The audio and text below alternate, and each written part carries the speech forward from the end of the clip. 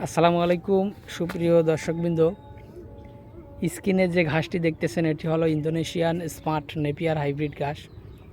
দর্শক শ্রোতা, এই ঘাসটি মূলত আপনারা গরু, ছাগল কিংবা ভেড়া, মহিষ, গাড়ল যে কোনো গবাদি পশুর জন্য চাষ করতে পারেন।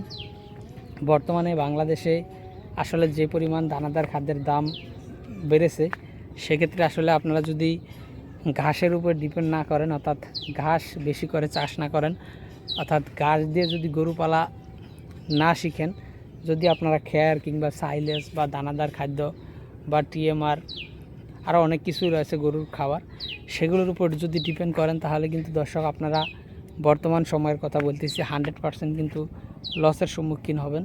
তার কারণ হলো আপনার সবচেয়ে কম খরচে কিন্তু পাওয়া যায় কিন্তু ঘাস।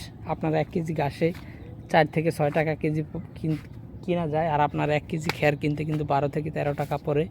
1 কেজি সাইলেসে আপনার 12 থেকে 13 টাকা পড়ে।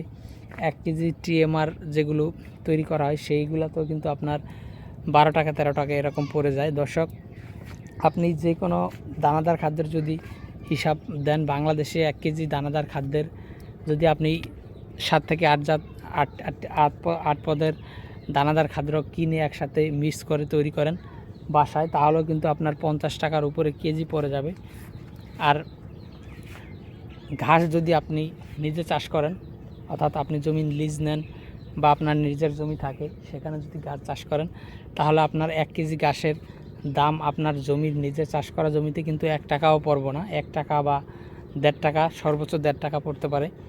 আর বাজারে যে কাঁচা ঘাসগুলো বিক্রি হয় সেগুলো কিন্তু 5 টাকা কিংবা 6 টাকা এরকম কেজিতে বিক্রি হয়। সেক্ষেত্রে আপনি গরুকে যত প্রকার খাবার দেন না কেন, সবচেয়ে বেশি কিন্তু গরু ঘাসটাই খায়, আর ঘাস খেতেই কিন্তু গরু ভালোবাসে।